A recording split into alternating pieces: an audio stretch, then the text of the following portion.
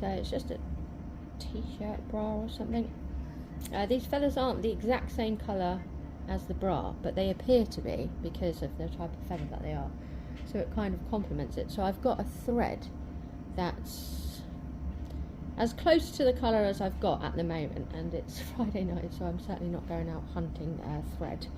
I'm going to whip stitch the feather to the bra, which is just going around 3 times, because I'm only using like a single strand of thread, because I don't want the thread to be too noticeable. The silver thread there I'm going to use to basically further secure the feathers to the bra, but rather than bind it with this thread, which is not an exact match, I figured it would make sense to then, if it's not going to exactly match, to contrast it. So that's what we're going to do. What's the time? Hey Siri, what's the time? It's 1947. Oh, it's 1947. How lovely. So I'm not going to record the whole thing, because I've got to basically rethread the needle, and that's the part that's going to take me the longest to do. But I'll give you a record of how long this actually takes from start to finish. Okay? So to save you looking at what a whip stitch is, I'm just going to show you a few. So I come up from behind, pull the thread through. At this part of the feather, you don't have to be too careful, obviously, because you're just dealing with the quill of it. Right? So I'm going to come around, pull, and I'm using my little finger underneath just to stop me from pulling the thread all the way through, and essentially just forever going around in a circle. I'm looking to come through real close to where I've just gone through. So there we go. I think that's visible. I've definitely managed to hold it in front of the camera anyway, and that's because it's literally right by my arm. So I should probably bash it. Leave enough of a tail so I can actually comfortably loop round and sweep a knot in there. And that's it. And then if I'm wise, I won't chop off too close to the needle, and I'll be able to get a second run going through the next part of the feather without having to rethread the needle. And I'm just going to follow the natural bend of the feather, because I'm looking for it to sit fairly flush on the bra, so not completely flat all the way across, because that's going to take away from the effect that I'm looking for. I want it to kind of stand out, but I am going to come part way down so I can keep the curve going. So my next stitch is going to be right where my thumb is, and this is as I'm now approaching the feathery part. I'm going to be extra careful that I don't sort of sew in parts of the feather. So again, I've got my fingers behind so I can feel the thread coming through. I've got about 2 inches or so to tie off on the other side. Now I've already wiggled the feather slightly, this is where a steady hand comes in. So I'm going to pull that back on itself, and that I'm literally aiming for right where my thumb is. I'm just going to gently push through so I don't actually start bleeding all over the thing. Okay, right, I'm through the other side. Now this is the part here that you want to go careful that you don't draw in too much of the feather, and if it looks like you are, drop your needle gently, grab a needle, or you know, your scissor blade might be enough.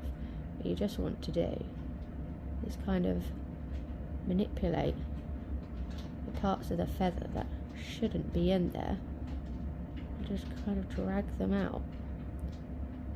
There we go, nearly all through. That looks good enough to me. Grab back the needle. Bang, he's in there. I'm going to do another 2 stitches there, although if after the second stitch it looks like it might be too noticeable that the shade isn't spot on, then I shall leave it at 2, because the last thing I want to do is draw attention to the fact that it's not an exact match. And I would typically use an exact match, but like I say, I'm doing this on a Friday night at like 8 o'clock, and there's no way I'm going out on a quest for searching for thread that matches either the feathers or the bra. So I'm satisfied that those 2 are going to be enough there. So again, just flip them over. And if you look at the underside of the bra, you can see that my stitching is fairly neat, and I've pulled it tight, but I don't want to put it, because I've managed to place my stitches so close either side of the feather, I'm not ending up with a misshaping the bra, because that's the, you know, see, that's the last thing I want to do. I'm just going to tie them off, and now this time I will need to rethread, so this is where I'm going to pause. Let's have a time check. Hey Siri, what's the time? It's 1955. It's 1955. So those two have taken 8 minutes. If I did the thread longer this time, it's going to help. But I don't want to have a piece of thread that's so long it's going to end up getting bunched up on itself, because then I'm not even saving any time, I'm just causing myself more of a problem really. So let's rethread and I shall continue and I'll be back. I just wanted to show you something as I'm nearly approaching the halfway mark, because then I would have done one side. So if I just lift this up, so you can see I've got the, I want to say stems now for some reason, but whatever. The ends of the feathers there, they're exposed. I don't even think they're that ugly, to be fair. Feathers are feathers, that's what they have. However, in the interest of, I don't know, belt and braces, cover up the fact it's an actual fucking feather or something. I'm going to take this feather and I'm going to place it over the top and just simply whip stitch it like I've done all the other ones into place, and it will cover over the tails of stems and tails of the feathers, and therefore it will give a much neater appearance. And I don't need to use my silver thread. I still may do. I probably won't, because I want to bath, and that's it. Now I've just done the first stitch, and I was like, oh, it actually makes sense to show you as I'm doing it, because then I can explain just a minor pitfall of the downy part of the feathers being used as a, you know, a cover, as it were, to cover the ends of the feathers.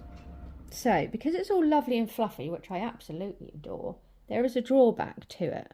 When I pull the needle through, if I pull it all the way through, which I'm not going to do, I just want to pull enough thread through that I can literally turn back around and go on the other side of the feather to secure it. The reason for that is all the downy stuff will get pulled through as the needle travels through. It just will, because of the slight breeze, I suppose, that's created by the movement of the needle and the fineness of those downy feathers. Just small parts of it will get captured by the thread as it's drawn through to the back. And I'll show you the back of this one in a second. I'm just going to finish off this bit here. I think this one's only going to need one set of whip stitches, to be honest with you, because it's being held at the centre point. I may stick another one in at the very end, but that I would imagine that's really going to be overkill. If you're simply going to wear this because you want to take some nice photos, you're not going to be rubbing your hands around your chesticles or anything, are you? So, you know, it's purely for show, as it were. So I don't know if you just saw there, but a small part of it got drawn in, and not very much at all, and it wouldn't really make a great deal of difference.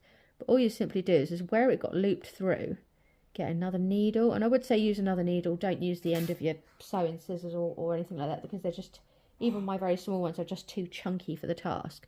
And that's it, and that's all pulled back through. So we are officially finished on the one side. Right, we'll chop those off, and I'll show you what I mean about the downy part being drawn through. If I bring this closer, you see, if I get the light just right, yeah, you'll be able to see that now. This area here has just got the very fine downy hairs that I've drawn through as I've done my stitching. But because of the volume of the fluff, you know, it doesn't notice. And the good thing about the smaller downy feathers is it's really taken away from any of the whip stitches that I've done on the larger feathers. I mean, the one that you can most, well, the only one that you really can see, and so I have to get my scissors and try and get the light to hit it just right. It's just there. But, you know, unless you're looking for it, you aren't going to know it's there. So if I just come back slightly there, and you see it's got like the feathers almost have like a two-tone to them, and I'm guessing that's the colours bouncing back off of the bra. So, wonderful, job done. Hey Siri, what's the time? It's 20:33. 20:33, and we started at 19:47, so 45 minutes per side. Not bad, not bad. There's something that looks pretty bloody lovely, I think. I'll show you. I'll try it on. Not really. Not now, anyway. I need to go and have a bath. Okay, thank you for watching. Bye.